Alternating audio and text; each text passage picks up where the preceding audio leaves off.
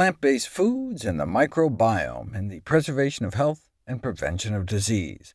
We have evidence that high-fiber plant-based diets can prevent many different common diseases, maybe through the effect that these diets have on the composition and metabolic activity of our microbiome, the bacteria in our gut. Good gut bugs in our colon eat the plant residues and spit out health-promoting and cancer-suppressing metabolites. Like fiber is metabolized to short-chain fatty acids, which have profound anti-inflammatory, anti-cancer properties.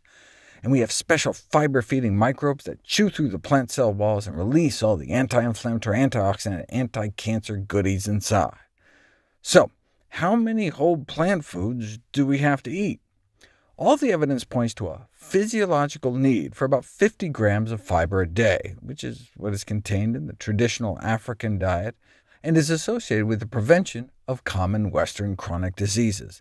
This is up to twice the recommended minimum and 3 times the current intake in the United States. How can you prove the microbiome is involved, though? Fecal transplantation, stool transplants, one man's trash, another man's treasure. Currently, donor fecal microbiota transplantation is the optimum therapeutic approach for recurrent Clostridium difficile infection. C. diff is today considered the most common hospital-acquired cause of diarrhea. It's a life-threatening infection that can rear its ugly head when your good gut bugs have been wiped out by antibiotics. So to get rid of it, all we need are more good gut bugs, which can be provided by a healthy donor through the infusion of a liquid suspension of the donor's stool. We are winning with poo. Fecal transplants have proven their worth in the management of recurrent C. diff diarrhea, with cure rates up to 90%.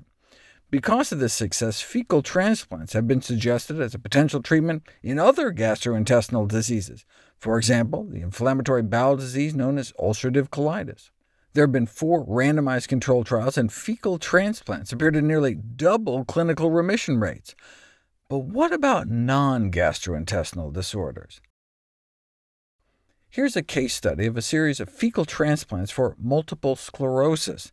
The patient experienced improvements in their microbiome, more of these fiber-feeding anti-inflammatory bacteria, and there was a significant increase in the levels of brain-derived neurotrophic factor, which is suggested to play a neuroprotective role in MS, as well as both subjective and objective evidence of improved walking, which was the patient's primary MS symptom. Now, to give the new fiber feeder something to chew on, the patient was put on a high-fiber diet, which is great. But just putting people on a plant-based diet alone may help, stool transplants or not, since standard Western diets promote dysbiosis, a bad bug-gut imbalance, and neuroinflammation in MS, while plant-based high-fiber diets decrease MS risks. Randomized, placebo-controlled trials will be needed to tease that out, but in the meanwhile, we can certainly build up good gut bugs the old-fashioned way by eating fiber-rich whole plant foods. What about fecal transplants for depression? Interest in the gut microbiome and its role in health has exploded just in the last few years. Does any of this have relevance in psychiatry? Maybe so. Several studies demonstrate microbiome differences between depressed persons and non-depressed persons. And after all, an imbalance in neurotransmitters is implicated in the cause of depression, and the gut microbiome is known to synthesize large quantities of these same neuroactive supplements, like serotonin and dopamine, and there's a major information highway from the gut to the brain called the vagus nerve that could potentially alter mood states. Early fecal transplants were delivered from the bottom up through colonoscopy, but now we have capsules, encapsulated feces, to make it easier to swap stool. Here's a case report of a 79-year-old woman who suffered a tragedy and subsequently lost her appetite, became introverted, drowsy, and stayed in bed all day, wasting away 55 pounds over the next 6 months. She was hospitalized for depression and prescribed multiple antidepressant drugs, but to no avail. So, what the heck? They stopped the drugs and tried a fecal transplant. The stool donor was her own 6-year-old great-grandson, who had a good appetite, an outgoing personality, and a disciplinary stool. I don't even know what that means. 4 days after the fecal transplant, she started feeling better, and by 2 weeks she was frankly euphoric. she was able to go back home, and within 6 weeks, all was back to normal. What about a fecal transplant for bipolar disorder? The poor woman was in and out of psych hospitals with manic depression until she got a fecal transplant with stool from her husband. That's romantic. And within 6 months, she was symptom-free. This case report was published in 2020, so symptom-free for years, no longer on medication, and has lost more than 70 pounds to boot, either because she got slim hubby stool or just being off her psych meds. She went from being functionally disabled to running a small business and has published 2 books.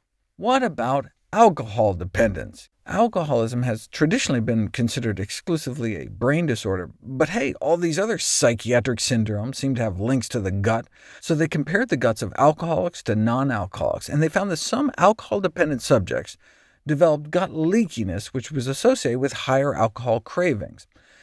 OK, but maybe instead of the gut issue somehow leading to alcohol cravings, the alcohol led to the gut issues. Alcohol may have a toxic effect on the gut wall, but both groups were consuming the same amount of alcohol at the time, so maybe there is some kind of gut connection after all.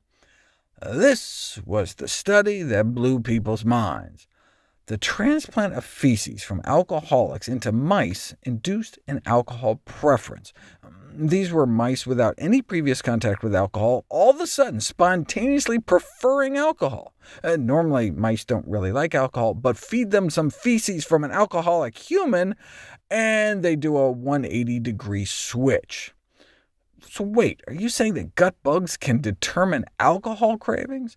There's only one way to find out, and that's put it to the test. A randomized, double-blind clinical trial, a fecal microbiota transplant for alcohol use disorder, which is the current clinical term for alcoholism.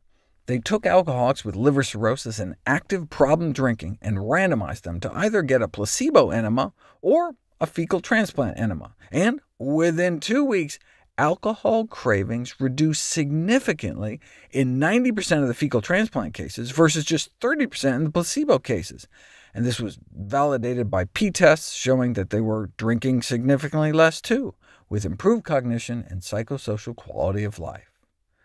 Now, this is all still just experimental, and not without potential downsides. Yes, they're working on ways to make stool transplants more palatable.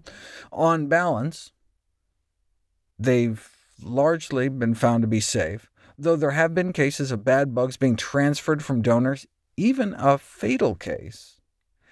And there's even a theoretical risk you could be transplanted with cancer cells, making it the gift that keeps on giving, but in a bad way.